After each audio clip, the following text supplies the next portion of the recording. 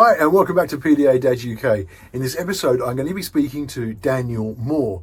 Now Daniel is an actually autistic gentleman and he has been dealing with the ramifications of ABA therapies, and I got to speak to him about his position on ABA and his thoughts about it as he is actually influencing the ABA professionals themselves into how to actually take on board the criticisms that are being put forward by actually autistic people.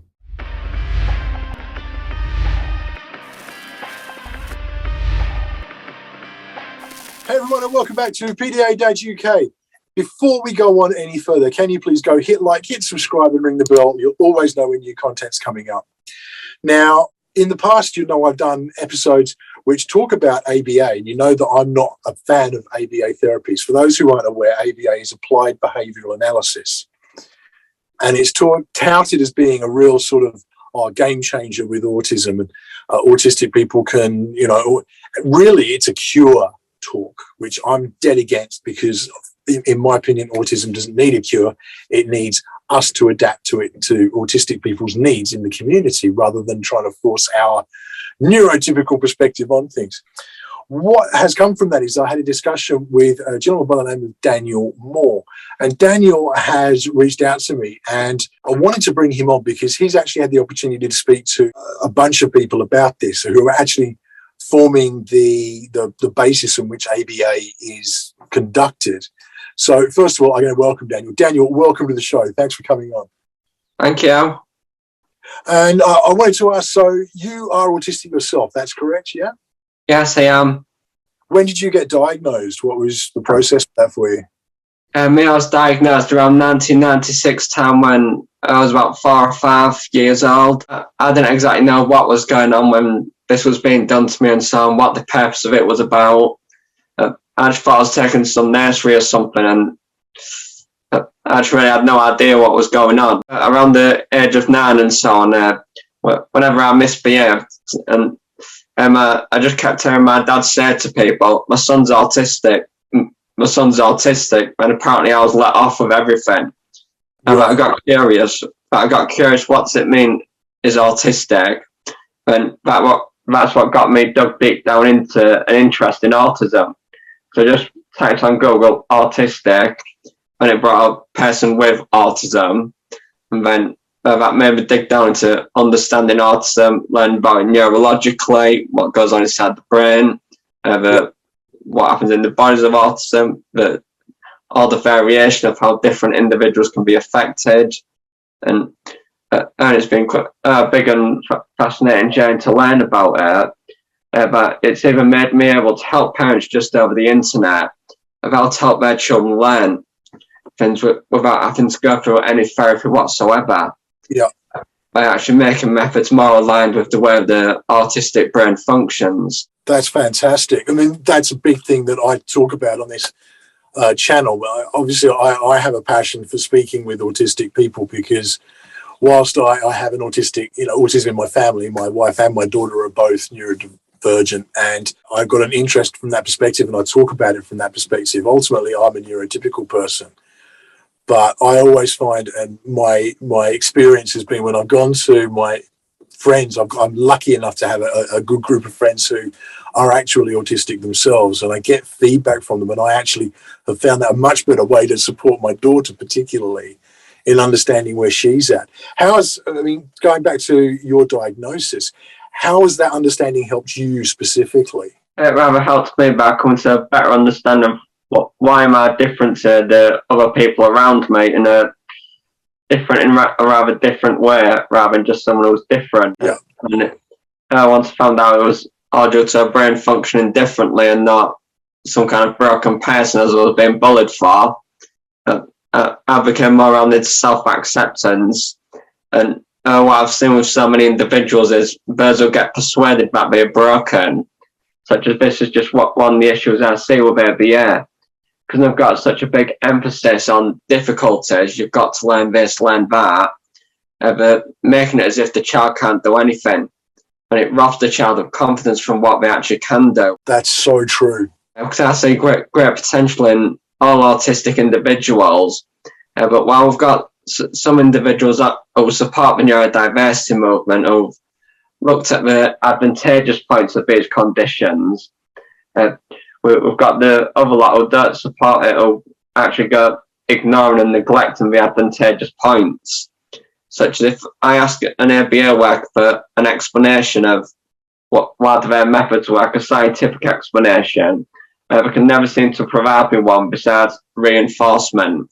That's the best explanation they can give me. Yeah. But so think about where the string are tasked together by breaking it down into small steps. If I were to give a scientific explanation, I would share about of what we know to be called bottom to top thinking. While non-autistic people will do what's called top to bottom thinking, where you see a concept first and you see the details later, but the autistic brain will go to the details first and get the concept later on. Yeah. So work in reverse order. And when they break a task down into increments, it's lots of little details. When by learning them in details, they're actually rather unusually well at putting the details together. And that's just one of the advantageous points of having an autistic brain. So whether it's actually debilitating or not depends more on the situation. Like we've got a lot of IT companies, for example, who actively look for autistic people. Even though the autistic people can be absolutely devastating at socialising still, have very few social skills still, can have all these debilitating effects. They're absolutely amazing at IT because of this seeing all the details bit by bit. Yeah. Such as what someone called Thomas Armstrong, I've read a book by. He decided to compare it to that game Where's Waldo. He says that autistic individual will be the best at finding Waldo inside that. But rather than seeing a full 2-page concept, we'll just see person by person until they see Waldo. That's brilliant. That's such a great analogy. I mean, you brought up there ABA, and obviously that was why we wanted to catch up, and I wanted to bring you as a guest on the show. Have you been put through ABA therapy in your life? Is that something that's happened? I haven't been put through the worst forms of it, which I've seen others go through and others complain about, but mine were very mild and so on, and my dad was willing to actually pull me out of the therapy as soon as he saw something disturbing. Okay, that's great. So once my dad saw that, it was disturbing me because this is just one piece of evidence of how we know that ABA is not for everyone. Because as soon as I began going through their therapies and so on, I became more violent physically. That I began reacting to all situations with physical violence. And we could see that was the outcome of I going to ABA. Is that because you were pushing down, like a big part of ABA is trying to, basically it's repressing a lot of the traits that autistic people need. So things like stimming and, healthy expressions of anxiety to help you to manage that just appear socially unacceptable, even though that shouldn't be the case. But it teaches, my understanding is it teaches you to repress those important mechanisms. So is that what was happening? You were repressing those healthier traits and it was coming out in a more violent way because it was exploding. Is that fair? Yeah, I was having to hold all my emotions in rather than express them. And the way I often described it to people, it was like passing a balloon around and each individual just blows a little bit of air in at a time. And then we don't know who's going to blow the last piece of air in and so on, but eventually the balloon just burst all at once, as if only one fin's gone wrong, but really it was lots of fins working as a collective. Then whoever blew that last bit of air in, which was often one of the siblings, all the violence was directed right onto them. Such as as small as things like the big brother walking in front of a TV when I was playing on a game, and that maybe burst out at my brother if that was the last bit. That's the last straw on the camel's back, so the analogy goes. Reminds me of those games. Like my son gets these games, and they're like, you feed the pig and you have to pump its head so many times until finally the belly pops, and it's that build, and it's who's going to hit that last one before it just keeps building up inside. Yeah, absolutely. That makes so much sense. And I mean, I know I am a big fan of The Socially Anxious Advocate, and she wrote a fantastic article on her blog, because she was a former ABA therapist who left the process after, I mean, she went in with all the right intentions. She wanted to help and she thought she was doing good. But it was after these side effects that you're talking about came out of that, her studies and looking into what was happening. And she left the process because she could see the harm it was doing, and has gone on to become very vocal about the fact that ABA really isn't a helpful thing. And I mean, at least, you know, potentially a lot of mental health issues later in life, things like PTSD and depression, because the body's natural way, the mind's natural way of dealing with the anxiety that's inherent with autism was being pushed aside. And it was just about, I feel ABA is trying to train people to act in a neurotypical way when they shouldn't have to do so. Would you agree with that? Yeah, but do that in a more indirect way today. But in the past, it was to directly set the intention to make them do it. But since ABA practices are actually compliance-based, the indirect, they're teaching the individual to pretend to be someone they're not. Yeah, they're not actually saying to the child, you're not allowed to stim, but they're teaching the children to fit in, and that means not stimming because others are not stimming that way. Yeah. So they actually try to mimic everyone around them, and that results in mental issues and so on.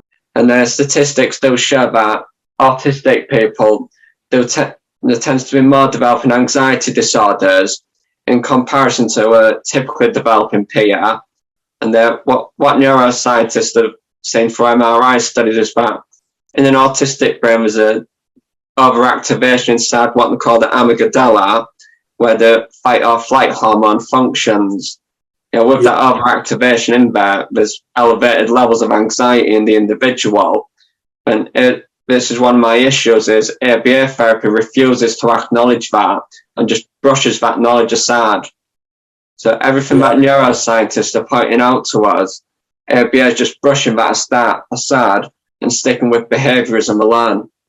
So this comes back to polyvagal theory, which I've been able to discuss on this channel as well. I've had interviews with Shana Hill, who's a specialist in polyvagal theory, and she talks about the fact that, you know, that fight, flight, freeze, fawn part of the brain, which I call the lizard. So I got told a fantastic analogy, which is breaking the brain into three parts essentially. And you got the front lobe, which is your emotion, which is your logical thinking, which is referred to as Spock from the Star Trek series. So you've got Spock at the front, pure logic. You've got Captain Kirk in the middle, who is the emotional response, basically. And you've got the lizard at the back, which is your basic instincts, which is fight, flight, freeze, fawn, and so forth. And what you're saying is that ABA is almost ignoring the trauma side of things that's built up in that flight, freeze area. Yeah, they tend to ignore that knowledge, and then in their methods, because they don't see any harmful things happening on the outside as a result, but they're doing a lot of damage on the inside. And when they claim that other success stories, as they call it, that they're responsible because of their behavioural principles. If you actually do think logically, you see it's actually got nothing to do with their behavioural principles. Like if we think about an individual on the spectrum who's unable to speak by the age of 2, has a speech delay, ABA itself goes saying that's because of a cognitive delay. But with the brain being entirely correlated and functioning with the body's functioning, well, if there's a cognitive delay, you would expect them not to be able to do that. You understand? Because they don't yet have the brain capacity to do so. But with it being neurodevelopmental autism, eventually they do develop the brain capacity. And now that they've got the brain capacity to do that task, they can do the task. So really all along it was to do with the brain capacity and actually nothing to do with their behavioural principles. Like when the guy's saying early intervention is much more successful, that's actually got nothing to do with behaviour either. And neuroscientists have gone and shown that's more to do with the subconscious beneath the conscious. I would add to that, in my experience, I think that the early intervention is more about getting the right support in place. So for me and my daughter, I liken it to this, is because we've had a reasonably early intervention, because I've known that she's autistic well beyond the diagnosis, well before the diagnosis, and we were working on things, trying to meet her where she's at. Because that support's been in place, she feels supported as a result, and she feels more comfortable in her own skin because she's been allowed to be who she is rather than being forced into being a different person, essentially. And so that early intervention, I think, is not just about, not just about that extremely scientific side of things, which is exactly right. But I think you add into that, it's simply a comfort and a knowledge that I can be who I am without having to worry. Would you agree with that? Would that be something that rings true? Yeah, I'd find that as successful. And then when it comes to success stories, we can say that ABA has a very different view of what success is. What is that? What is their view? Out of all the behaviourists they have asked, when they say their success stories, apparently if the child becomes able to do something that they couldn't do beforehand, apparently that's successful. And that's one thing I see as another issue in ABA, is only caring about the outcome. But what about if the child was going through trauma or stress and anxiety while they were trying to learn that? Shouldn't the anxiety be taken into account that perhaps this is not the right time for that child to do that? This child might want a break. Just because they could do something yesterday doesn't mean they can do it today as well. Yeah. And it could be exhausted. And then in the fields that actually study mental health and so on, they're come showing us that things like exhaustion, they're having physical effects on the body, psychological effects on the body, and actually do lead to more mental health issues. So by ABA ignoring all that goes on in between concerning human well-being, that leads to mental issues in the long run. And that makes perfect sense to me. And it's that thing that, I mean, we've talked a number of times on this channel, and it's one of my big bugbears, is understanding masking. To me, from everything I've seen of ABA, talking to autistic people like yourself and people who've been through it and reading up on a lot of information about it, it seems that ABA enforces masking. And we know that's so detrimental long term. Would you agree with that? Does that ring true for you? I actually doing about autism for over 20 years now. I've come up with so many beyond theories, and then eventually they were proven scientifically true. Like a common one which goes around now, from our reading of being able to tell how we're not the first one to come to this conclusion, but that the only time social difficulties in communication occur is when it's an autistic and a non-autistic person together. Yeah. But if it's autistic people with autistic people, that they don't have a difficulty, and vice versa. But it's when the two cross. And in 2012, this was proposed by someone called Dr. Damien Milton, and he called it the double empathy problem. He called that, and so some universities have actually jumped on board and investigated, and they found that Dr. Damien Milton was right. That the autistic people can share information just as accurately as non-autistic people, but because of big mismatches between the way of communication, that's what causes the problems. Like an autistic person will speak literally, but a non-autistic person may go metaphorically. Yeah. An autistic person not seeing the point in small talk, but non-autistic people have the preference for small talk at first. Yeah. All these big mismatches between how they socialise. Not necessarily that they've got social deficits, but just communicate differently. That makes so much sense. To me, the analogy that instantly comes to mind is, as a married man, I've got my wife. Trying to communicate with my wife sometimes is really stunted because I don't understand the woman's perspective as a male. I've had to learn certain things, and I've learned to understand and put that forward. And we learn to meet more in the middle.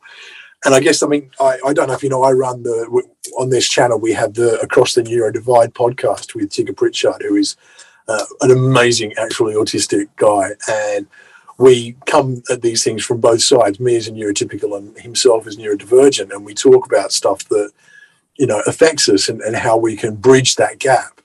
But it makes so much sense because I hear something often said amongst autistic people is that you eventually find your tribe. And it makes sense to me that that's almost, they're the people who understand you on the same level. What so much research indicates is it goes showing that autistic people can get along better with other autistic people because but not so reliant upon the social expectations. Yeah. So if their expectations are not met, but don't get so wound up over it. And we actually see that there's a stronger sense of being their authentic self. Yes. That's exactly how they treat others. So just because someone doesn't meet their expectations, but won't go blow them off just because of that. They'll actually be more accepting of it. Yes.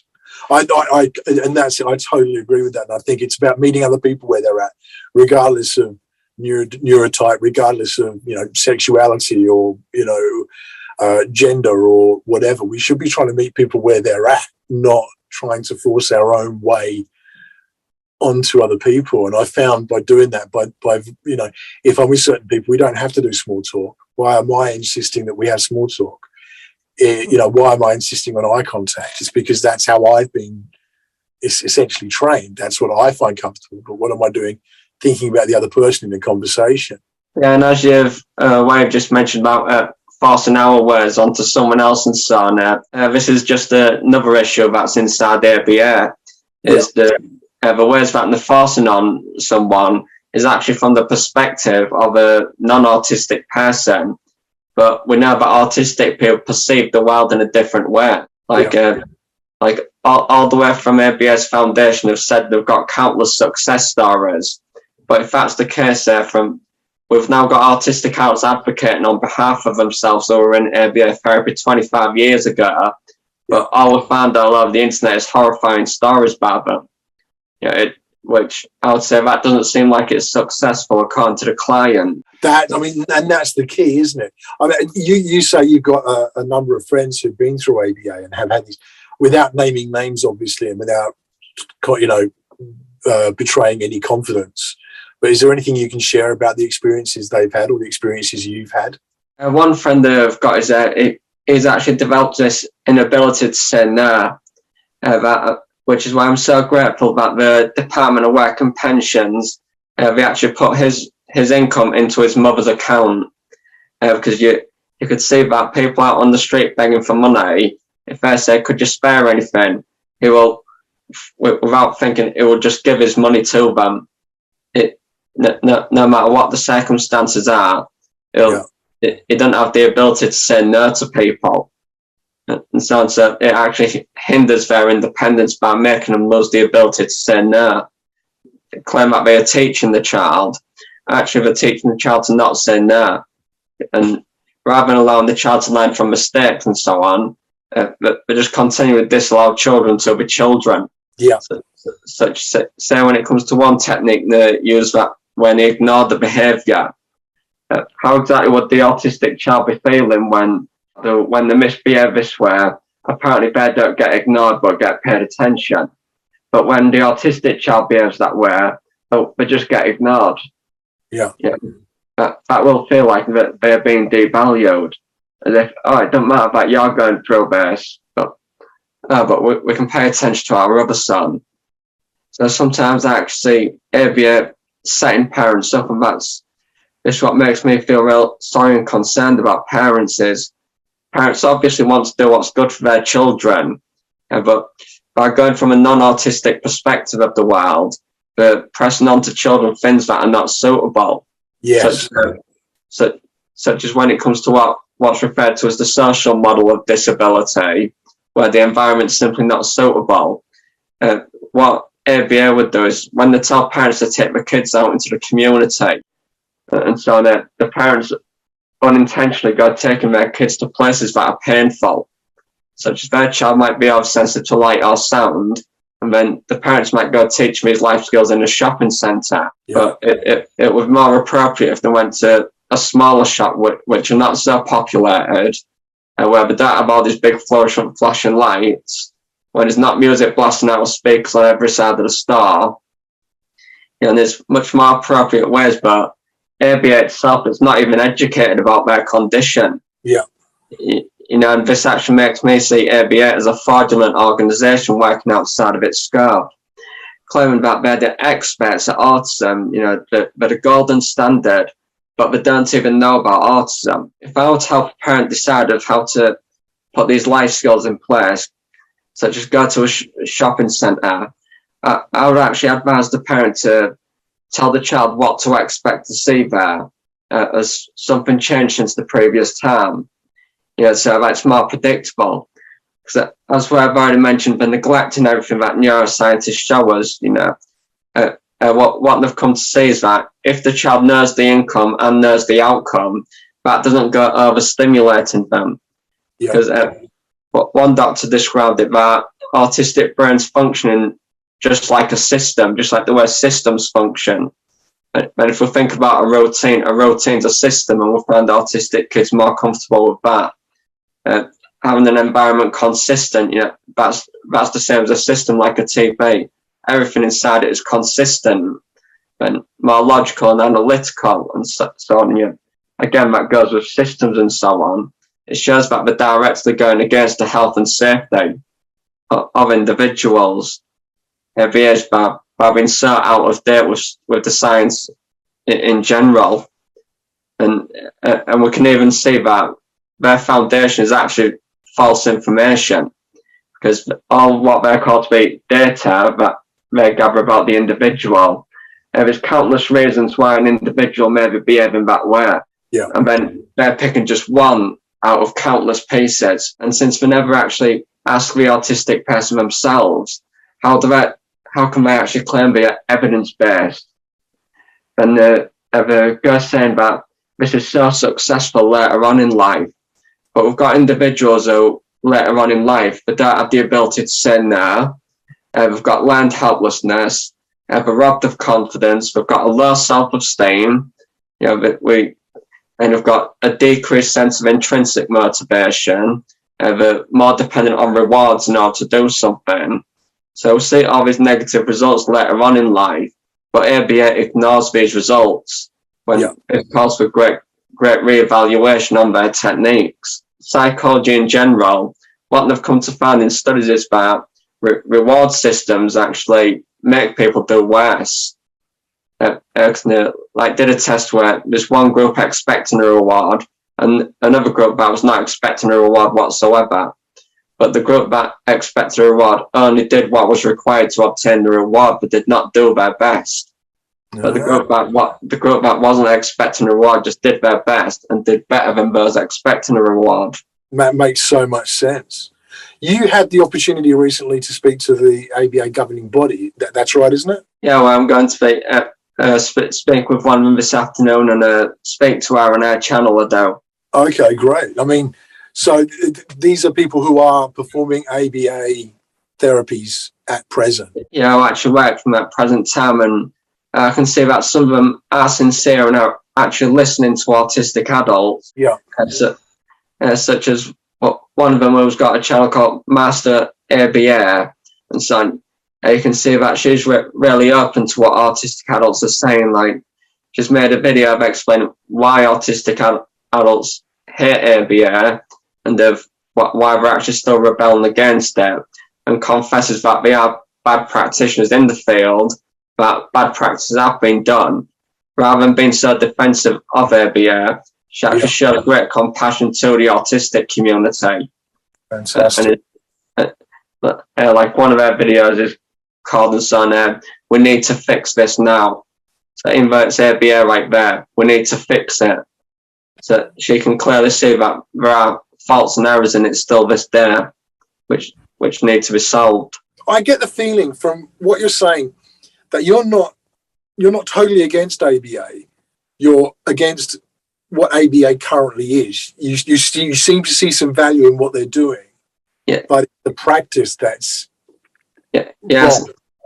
I see errors inside of it that need to be corrected and so on, because I've read accounts by so many adults who were not diagnosed as children and they went from no therapy whatsoever.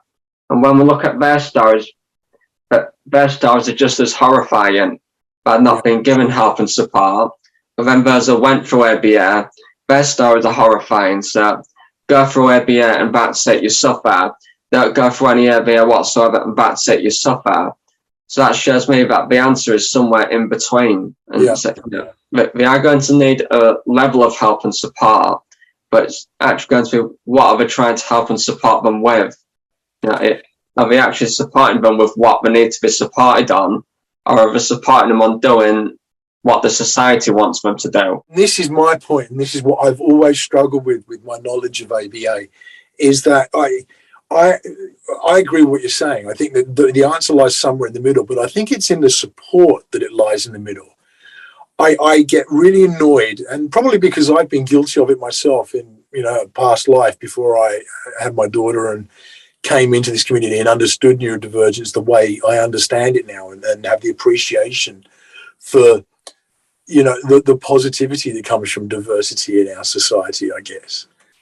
But it's this kind of ABA seems to me to be so much about creating a neurotypical veneer on a neurodivergent person. I think the therapies that need to be looked at are, so interestingly enough, my daughter at the moment, we've started a therapy with her. And it's not ABA, but it's purely been focused around her anxiety, because we know that that's a big part of who she is, and the reason that she has the struggles associated with being autistic are that the anxieties are so overwhelming so much of the time. It leads to what we would call challenging behaviours in herself. And if we can address, so we started this therapy, and it's purely that she's just purely sitting down and talking with someone and saying, this is what I'm struggling with. And then they're going to look at ways that she can deal with these anxieties. It's helping her at the root issue, rather than trying to force her into a mold that doesn't fit. It's actually trying to shape the mold around her. So like a scaffolding is probably a great analogy. If the building needs repair, you put a scaffold up to give it that structural rigidity. Then you do repairs, and then you can pull the scaffold away, and the building is what it's meant to be. And I think that's the approach that any therapy needs to take. It's about addressing the core issue, meeting the person where they're at, and then helping them to manage and cope with that core issue, rather than trying to remove their uniqueness. As I mentioned earlier, where ABA neglects all internal constructs, everything inside. They're only bothered about what appears on the surface. Yeah. Is ABA. So like with the anxiety you've mentioned with your daughter and so on, ABA itself, they'll neglect the anxiety. We cannot measure a person's anxiety. We can't see how much anxiety they've got. So if we're going to include anxiety inside this, it won't be scientific. So you can see that so many of them, of the workers, they're just more obsessed with the science of it and not actually the well-being of a human. Yeah, exactly. I love that. It's about the well-being of the human behind it. I've never seen any autistic adult go and give disapproval of stopping self-harming behaviours, like where someone will bang their head to try and communicate and so on. I've never seen anyone disapprove of doing that, but I see them disapprove of trying to reshape an autistic person to someone being that, or anyone for that matter. And what the autistic adults advocating on behalf of those who aren't able to self-advocate is they're demanding accommodation rather than being reshaped. Because by living in a world which is designed without disabled people in mind in general, not just autistic people, it results in living in an inherently ableist world. Yes. So the education system, for example, I see that actually causes our world a problem in general, because it makes everyone an ecosystem, as if there's only one solution to everything. But then by other neurodiverse people being outside of that box and so on, that's why I would say some of the greatest inventions and so actually come from people with one disorder or another. Yeah. Such say the musician Barker was the owner of the Baroque period, for example. He had a paranoid personality disorder, and you can see in his music some kind of shape of someone being paranoid by the left hand following the right, as if someone's following him. Yes. And when we got into the classical period, it was Ludwig van Beethoven, who suffered with bipolar disorder, and he drove it into the Romantic period. And so when it was an autistic individual who drove from Romantic, decided to go out of the box and actually drive it out of the tonality, out of the tonal period. So we see that altogether the music, it's been driven by people with disorders who are outside of that ecosystem. With different neurotypes. Yeah, different neurotypes with different things, such as a book which I really like by PhD Thomas Armstrong is called The Power of Neurodiversity, Unleashing the Advantages of Your Differently Wired Brain. You know, in his book, he goes focusing so much on the advantageous points of these conditions rather than focusing too much on the negative. And he shares a story inside it about a boy with Down syndrome who was 13 years old. When 13, this boy couldn't read a single thing at all, but I found this story real mysterious to do, but fascinating still. It's one day he went and picked his uncle's phone up when he was fed up, and his uncle's phone had lots and lots of games on it. But no one had ever told this boy how to play these games, and he couldn't read instructions or anything. But somehow, by the time his uncle got his phone back, they found that this 13-year-old boy with Down syndrome had successfully completed every game on that phone. And we had no idea how he's done that. It's just that I find it fascinating and so rewarding when you actually delve into it. Last question I want to ask you on this is, if you've got, so obviously this goes out to a lot of parents watch this who are trying to support their kids. If your kid, if you know if parents are being offered ABA as a therapy, what recommendations do you make about going into that? Is it to all out avoid, or are there questions you should be asking? I would actually question it first. Is like, as where you've mentioned, you're focused on your daughter's anxiety. Anxiety is something which does need support and help with. So if they're going to actually identify what the needs are, not actually what do you want, but you know, what actually does the child need? Because some parents have shared with us that before their child was referenced to ABA, there were no maladaptive behaviours whatsoever. But once their child began doing ABA, the child began biting themselves and so on. So you could see that ABA is actually what triggered the bad behaviour. Yeah. And then as soon as they stopped going to ABA, it came and showed that they stopped biting themselves. First of all, is to ask, what behaviours are you trying to change? Is there actually anything bad about your child's behaviour? Or is it just it's different? Yeah. You know, but if there's nothing bad about it or harmful, we don't need to go in ABA for that. But, absolutely. Like with anxiety and so on, you know, if anxiety, you may want to seek a form of help. It probably won't be ABA, since ABA is based on operant conditioning, but it'll probably be from another service that goes under the title of ABA, because most of them just go under it because all funding goes towards ABA. And this is something that Autistic Outs are greatly against. And we've seen other methods successfully help autistic children, but the reason ABA is the only evidence-based method is the fact of the matter that's the only one they're willing to research and put funding towards, such as like what they've seen in neuroscience and MRI studies is, you know, what exactly is it about when an autistic person is so interested in something, it gets described as obsessive. And we've actually been investigating this, neuroscientists have. And what we did was to put a group of children inside an MRI study, and then there was this screen, and what they came to find themselves doing was that it either brought up a picture of what they're interested in, or it just brought up a picture of a face or something, or a social cue. And what the results came to show was if it was something about their interest, it caused great activation inside brain regions involving language and so on. But if it was just a social cue, there didn't see much excitement from it or activation. But it was vice versa with non-autistic people. And if we actually think about it, we can say that socializing actually fits along with the definition of special interest as well. So, and so on, yes, and they're thinking the link is somewhere there. Yeah. And they've seen in schools when they've actually used the child's interest to try and help them learn, it actually helps the child to overcome things like anxiety. Because there was one girl who was real interested in rockets and so on, and space. So what a teacher, but she had a great difficulty transitioning from one classroom into another. So concerned about what would happen when she goes out in the corridor.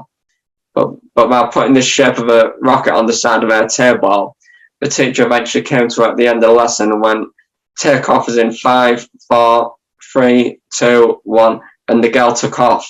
By linking it to her interest as an autistic child's special interest, it's their source of soothing, comfort, and it actually helps them make sense of the world around them. Daniel, I really want to thank you so much for joining me. I've learned so much, and it's been challenging to me because I've been so anti-ABA. Hearing your input and seeing that reason that's come into it, that clearly you're so gifted at, you've got a very scientific mind. Clearly, it's really helped me. I really want to thank you so much for joining me and reaching out to me. No, I want to thank you for reaching out to autistic people and helping us be heard. As we're the minority, that's why we are often ignored. That's fantastic. Daniel, thank you so much. Thank you, everyone, for joining us. Please do go hit like, hit subscribe, ring the bell. You'll always know when there's new content coming up. But more importantly, I want to hear about your experiences with ABA. If you're being put forward for ABA therapies, if you've been through it, especially if you are an autistic person and you've been affected by ABA positively or negatively, please do put it in the comments and reach out. We'd love to hear about it. We will see you again on the next episode, but in the meantime, stay safe.